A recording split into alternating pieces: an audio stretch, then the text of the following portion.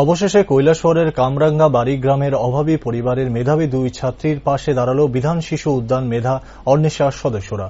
কৈলাসহরের গৌরনগর গ্রাম পঞ্চায়েতের ৫ নং ওয়ার্ডের কামরাঙ্গা বাড়ি এলাকার স্থায়ী বাসিন্দা বাবা কৃপেশ মালাকার পেশায় রিকশা চালক এবং মা অর্চনা মালাকার অন্যের বাড়িতে গৃহ পরিচারিকা হিসাবে কাজ করেন।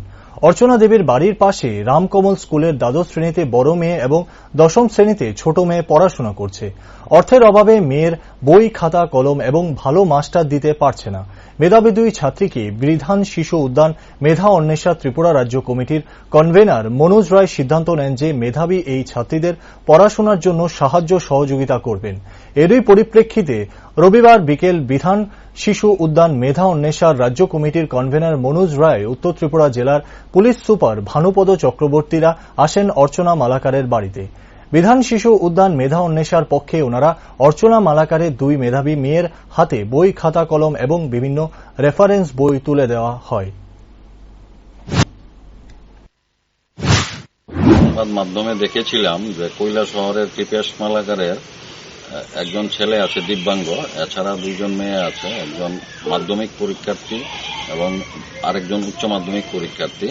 তো ওরা আর্থিক পরিস্থিতির জন্য হয়তো সবসময় বই টই কিনতে পারেনি, তাই আমরা বিধান শিশু উদ্যান মেধা অন্বেষার তরফ থেকে আমাদের কর্তব্য মনে করে আমরা আগরতলা থেকে এসেছি। আমার সঙ্গে আছেন বিধান শিশু উদ্যান মেধা অন্বেষার সদর জেলা কমিটির কনভেনার তথা প্রধান শিক্ষক মিহির চক্রবর্তী এবং সদর জেলা কমিটির আমাদের যে অ্যাডভাইজারি কমিটির চেয়ারম্যান ভানুপদ চক্রবর্তী মহাশয়, হ্যাঁ, আর আমি মেধা অন্বেষার রাজ্য কনভেনার মনোজ রায়। তো তার জন্য আমরা মাধ্যমিক এবং উচ্চ মাধ্যমিক পরীক্ষার্থী তাদেরকে আমরা তাদের চাহিদা মতো বই খাতা কলম দিয়েছি এবং ভবিষ্যতেও পড়াশোনার ব্যাপারে যে কোনো সাহায্য চাইলে আমরা সাহায্য করব, এটা আমরা আশ্বাস দিচ্ছি।